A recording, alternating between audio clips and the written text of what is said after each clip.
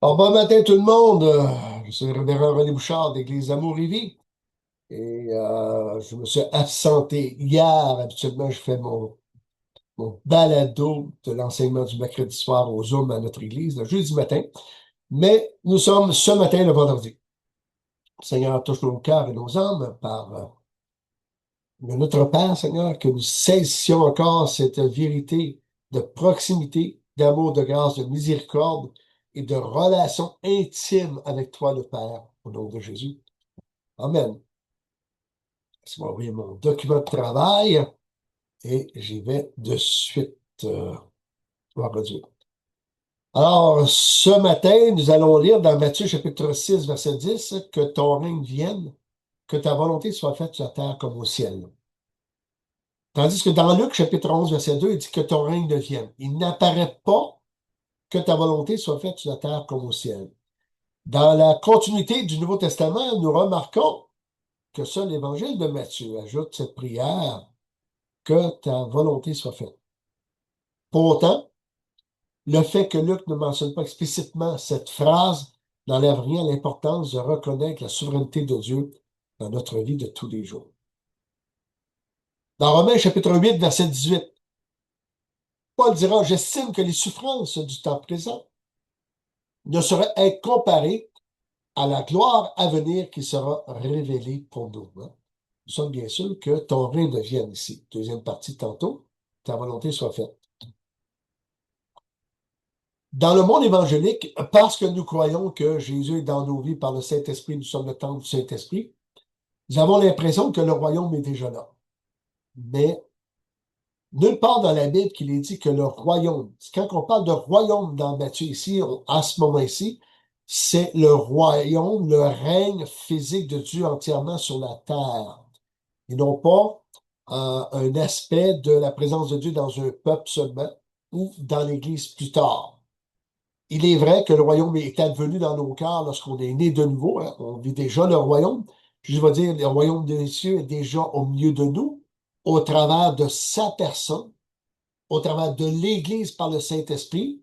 Mais Jésus n'a pas pris possession de son royaume et ça va se faire seulement qu'à la fin des 7 ans de tribulation, lorsque Jésus va revenir, va mettre les pieds sur le mont des Oliviers qui va s'ouvrir en deux et là va s'ouvrir l'ère du millénium et ça va être Jésus lui-même qui va gouverner, donc un royaume physique sur terre.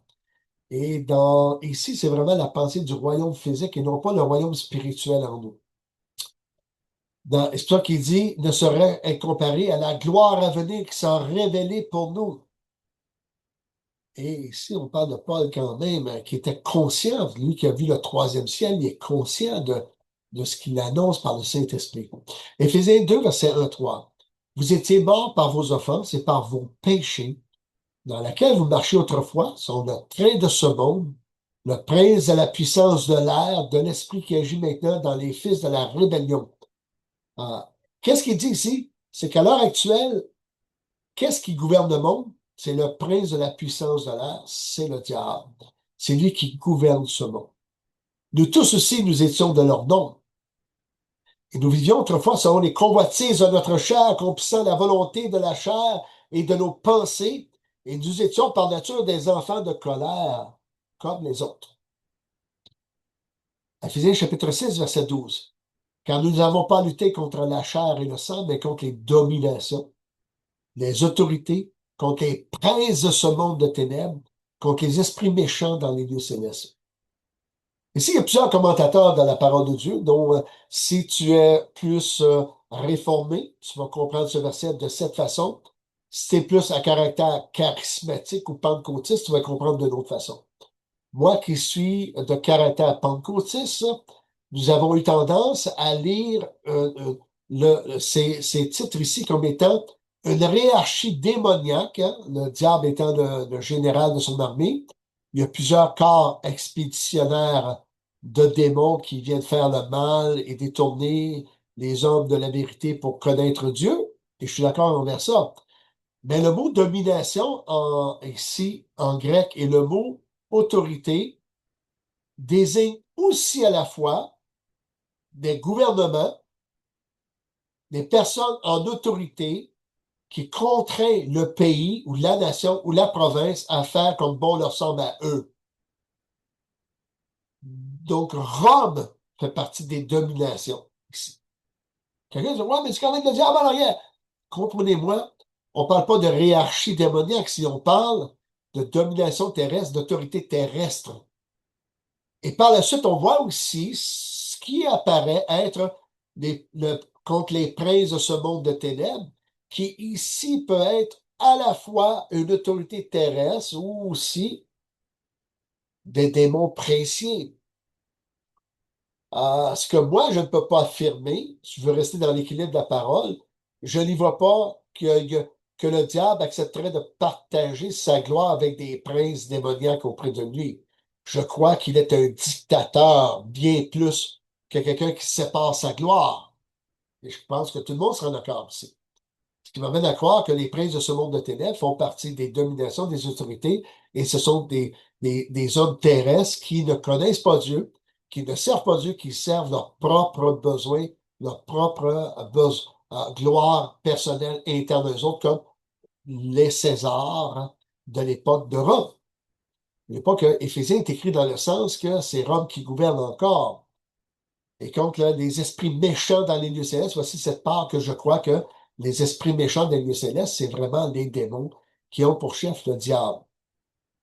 Mais de toute façon, que ce soit un ou l'autre, on comprend ici que c'est pas Dieu que nous avons à faire face, nous devons à faire face à des choses malsaines que le diable est en arrière de toute façon. Donc, ce sont de nous chicaner théologiquement. Euh, Parce qu'il y en a qui se prennent une position, l'autre position. Je crois que les deux ont raison. Mais n'en faisons pas un combat théologique.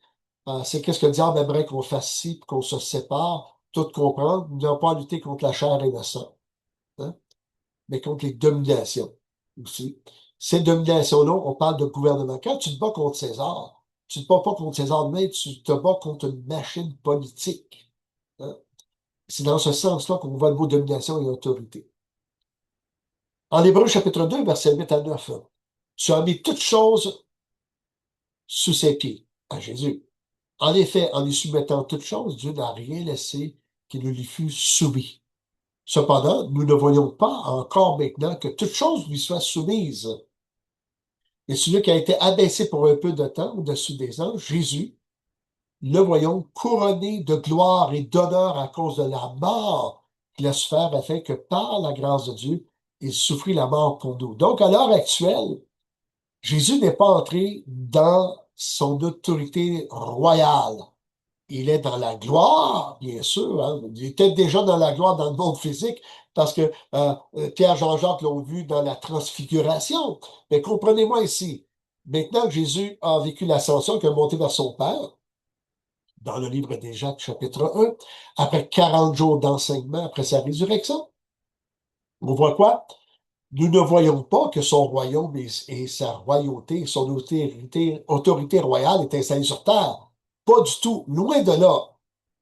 Même dans les pays qui se disent chrétiens, ce n'est pas l'autorité de Christ qui fait justice et qui fait loi à l'heure actuelle.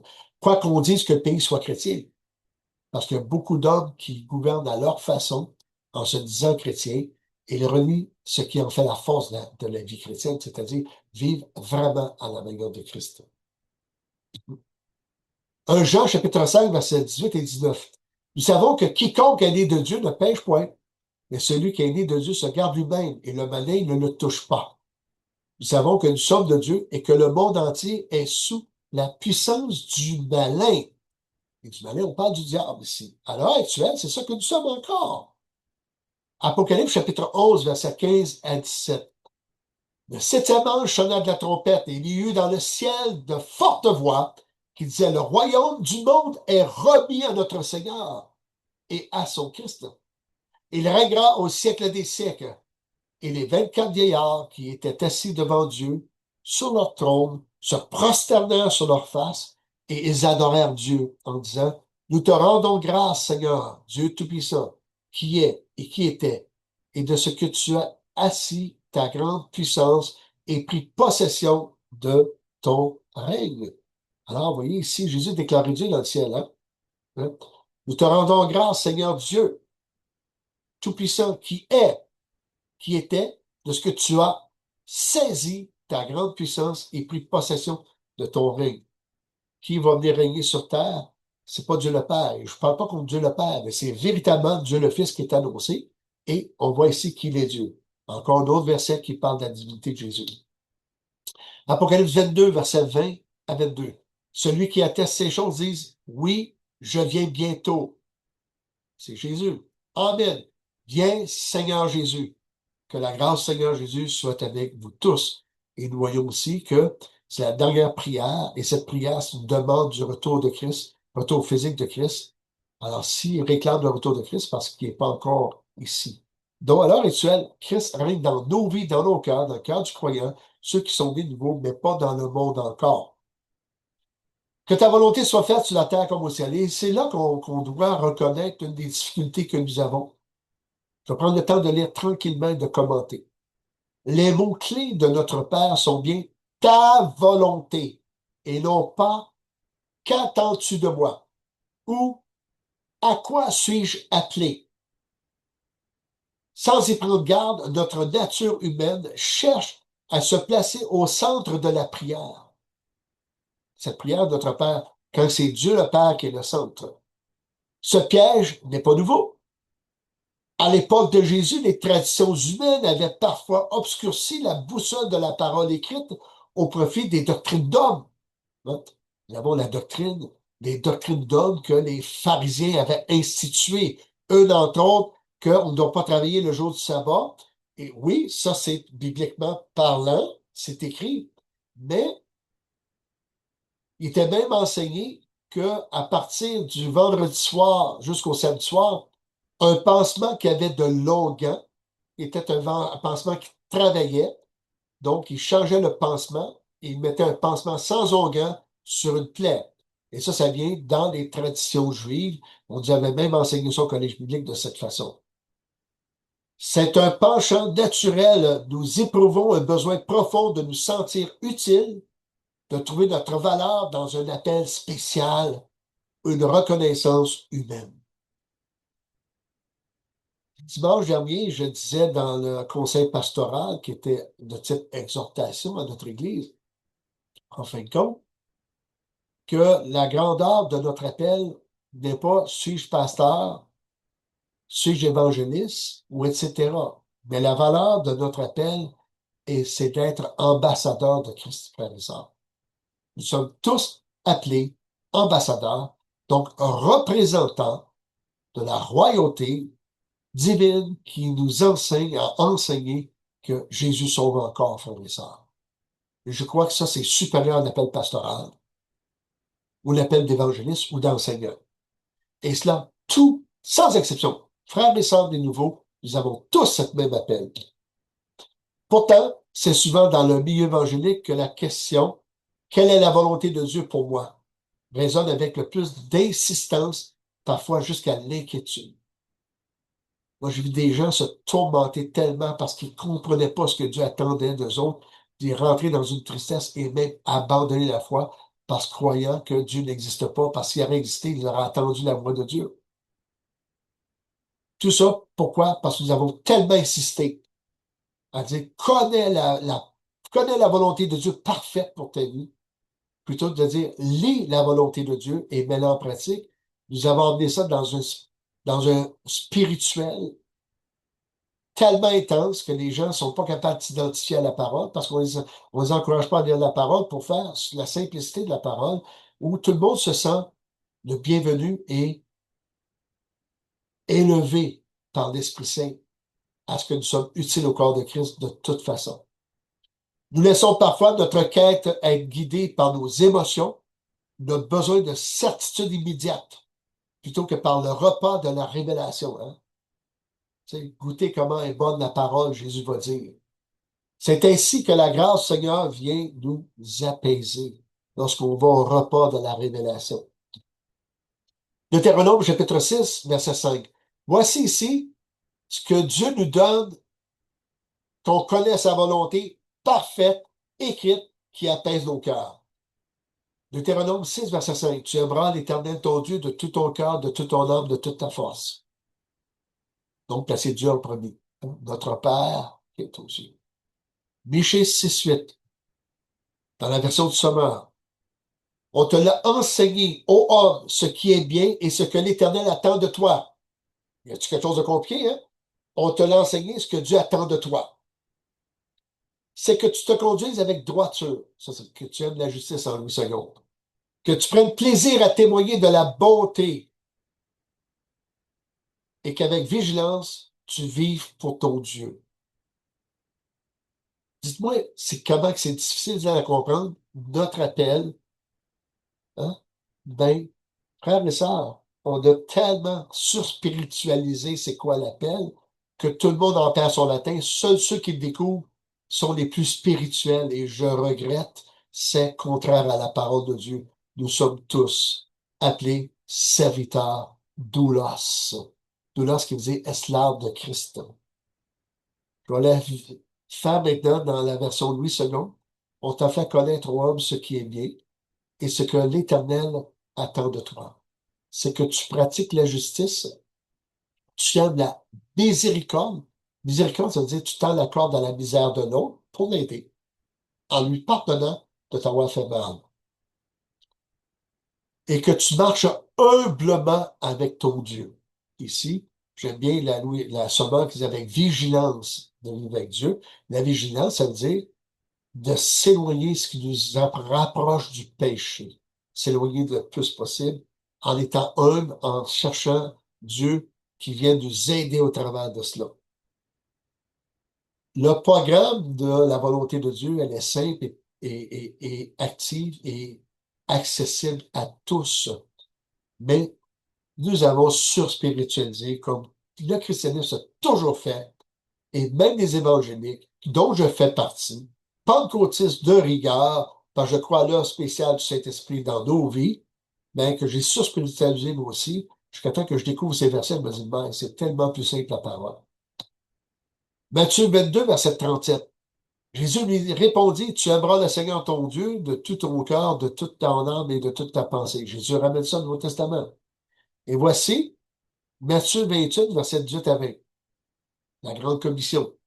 Jésus s'étant approché, leur parla ainsi. Tout pouvoir m'a été donné dans le ciel et sur la terre. Allez, faites de toutes les nations des disciples, les baptisant au nom du Père, du Fils et du Saint-Esprit, et enseignez-leur, enseignez-leur à observer tout ce que je vous ai prescrit. Et qu'est-ce qui a été prescrit est écrit, frères et sœurs. Pourquoi chercher dans le spirituel une réponse que la Bible nous dit déjà ce qu'elle est, puis de s'y appliquer. Hein? La grande commission, c'est aller vers les nations, prêche la bonne nouvelle, ceux qui acceptent forment des disciples avec eux autres. Comment? En les enseignant ce que je vous ai enseigné, et voici, je suis avec vous tous les jours jusqu'à la fin du monde. Dites-moi, est où la difficulté de connaître la volonté de Dieu? Hein? Que ta volonté soit faite sur la terre comme au ciel. Jamais un ange va demander à Dieu le Père, c'est quoi ta volonté? Il sait c'est quoi sa volonté. Hein? Et ceux qui n'ont pas voulu faire sa volonté, ben, ils ont été déchus. Tout simplement. Pas pour dire qu'un chrétien qui ne fait pas la volonté du Seigneur est déchu. Mais je t'apprends à nous dire que même si nous sommes nés de nouveau, nous tombons dans cette complexité spirituelle de croire que nous avons quelque chose de plus spécial que les autres, qu'on cherche à être plus spécial que les autres. Soyons ce que nous sommes. Paul dira dans 1 Corinthiens 15 que le corps, tous les membres du corps sont importants. Même celui qui est le plus négligé, il devient le plus important de tous à un moment donné. Donc, frères et sœurs, là, il ne peut pas dire que j'ai pas besoin du reste du corps, ni l'oreille, ni la langue, ni le petit doigt, ni le pouce, ni la petite orteil, ni rien du corps. Tous nos organes, tout notre corps forment cette force ensemble. Et quand il nous manque un doigt, on s'en rend compte. Je me suis fait opérer il y a 3 ans. J'avais des doigts gâchettes. Les doigts gâchettes, là, c'est appelé ça trigger finger en anglais. C'est quand tu plies, quand tu relâches, c'est clouc, clouc. C'est pas souple de même. Je me suis fait opérer à 4 doigts.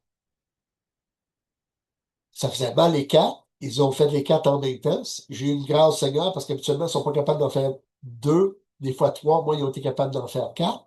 C'est que ça a très, très bien été. Tout ça réveillé, là. Allez voir sur YouTube, quand une opération, vous allez voir ce que c'est. C'est pas dangereux à voir non plus. Sauf que me relever d'utiliser ma main droite, ça m'a pris 1 an avant d'être capable d'avoir une écriture semblable que j'avais avant. Elle n'était pas très belle avant, mais 1 an après, elle était encore plus désastreuse qu'avant j'écris, avant l'opération. J'ai jamais eu une belle main d'écriture. Mais saisir les objets dans la première année, c'était difficile. Puis moi, j'aime travailler le bois, hein, les boiseries, tout ça. J'ai un petit atelier. Et ça a fait que cette année-là l'année était gâchée complètement. Il fallait que je réapprenne l'appréhension des objets et reprendre la force dans la main. Ça a été quelque chose. Alors, je peux comprendre quelqu'un qui se ferait amputer un doigt, comment que ça serait difficile. Mes frères et sœurs, cessons de nous regarder comme celui qui prêche a plus de valeur que moi, qui prie pour les frères et les sœurs à tous les jours. Nous avons besoin de toi, mon frère, priant dans l'Église, autant qu'on a besoin de celui qui enseigne, qu'on a besoin du concierge dans l'Église, parce que nous formons ce corps, nous sommes forts ensemble. Jean chapitre 6, versets 27 et 29. Travaillez non plus pour la nourriture qui périt, mais pour celle qui subsiste pour la vie éternelle, et que le Fils de l'homme vous donnera, car c'est lui qui est le Père que Dieu a marqué de son sceau, et lui dire, que devons-nous faire pour faire les œuvres de Dieu? Hein? Une autre façon de poser la question, que devons-nous faire pour faire la volonté de Dieu? Regardez la réponse de Jésus.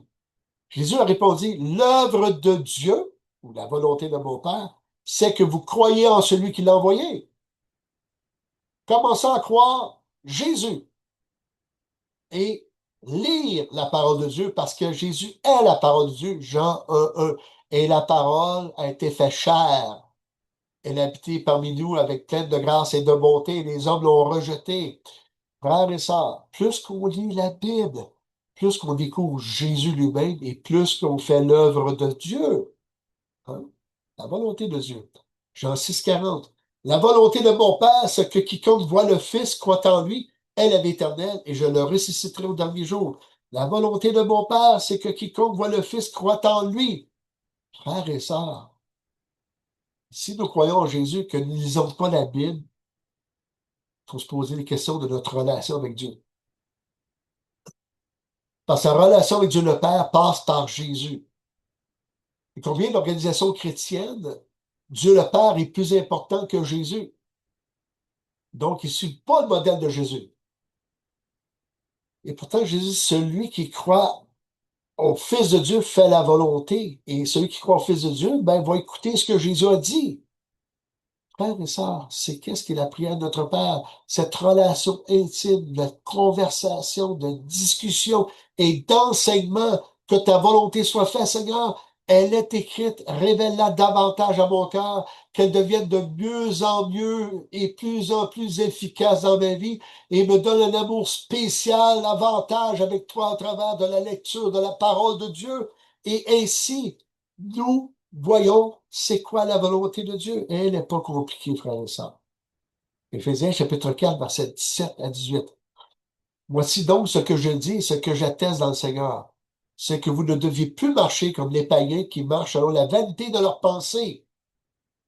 Ils ont l'intelligence obscurcie, ils sont étrangers à la vie de Dieu à cause de l'ignorance qui est en eux et à cause de l'endurcissement de leur cœur. Frères et sœurs, c'est aussi vrai pour le chrétien qui néglige de connaître Dieu par la parole de Dieu, qui cherche à connaître ce qu'attends-tu de moi spécialement, une révélation pour arriver à dire à ses frères, oh, Dieu m'a choisi spécialement, comme Moïse a été choisi ou comme David. Frères et sœurs, nous, l'Église, nous avons tous été choisis. Le Seigneur nous dit, c'est pas vous qui m'avez choisi, c'est moi qui vous ai choisi. Et dans le texte, il dit, et même, il y a, il y en a un qui a un démon parmi vous, quand il dit cette parole, et c'était Judas. Mais Jésus s'est choisi son Église, s'est choisi, vous et moi, on a été choisis par Dieu. Ou à quelque part, on a fait valoir notre choix en disant, oui, j'accepte ton choix, j'accepte de te suivre, bien sûr. Mais C'est aussi vrai que quand que nous étions sans Dieu, on ne le suivait pas, on ne lisait pas les ordonnances, on ne connaissait pas véritablement et on s'inventait des histoires sur Dieu. Mais maintenant que nous le connaissons, si nous lisons pas notre Bible, si nous faisons pas attention à sa parole, parce que celui qui aime le Seigneur aime ce qu'il a prescrit. Et c'est quoi faire la volonté de Dieu? C'est de croire celui qui a envoyé ce qu'il a prescrit. On revient à cette lecture de parole, et plus qu'on lit la parole, plus que Dieu vient dans cette relation intime et relationnelle avec nous, qu'on va ressembler de plus en plus à Jésus. Nous allons faire de plus en plus sa volonté et on n'a pas besoin de chercher quelque chose de très spécial dans le ciel ou dans la prière. Tu sais. Et ça, on ne le fait pas, on va être ignorant de ça. Et quand on est ignorant, on cherche d'autres choses. Frères et sœurs, la plus grande prière pour nous tous, c'est de cesser de chercher et de prendre ce qui est écrit pour grandir avec le Seigneur. Alors, j'espère que cela saura diriger notre âme et notre cœur pour cette semaine dans le Notre Père que nous avons vu ce matin. Touche nos cœurs, touche nos âmes, et merci de ta grâce que nous puissions grandir en attendant ton royaume, en priant que ton royaume vienne, de croire qu'il va advenir physiquement et pas juste dans la prière que ton règne vienne, comme certains croient que Jésus vient pas physiquement sur terre pendant 1000 ans et ils prononcent cette prière. Si nous prononçons cette prière, parce que nous sommes en accord avec ton plan parfait, que Jésus va venir s'installer pour le millénium et régner physiquement comme annoncé par les prophètes. Mais à la fois, Seigneur, je sais que ta volonté elle est écrite. Aide-moi à la découvrir dans la lecture et la mettre en pratique avec la simplicité de la révélation du Saint-Esprit qui nous est parvenu par la Bible aujourd'hui. Touche nos cœurs cette semaine et c'est dans ton nom que l'on prie. Amen. Merci mes frères et sœurs. Je suis toujours content de pouvoir partager et j'espère que vous avez vu en moi cette passion du Notre Père en relation. Alors, soyez bénis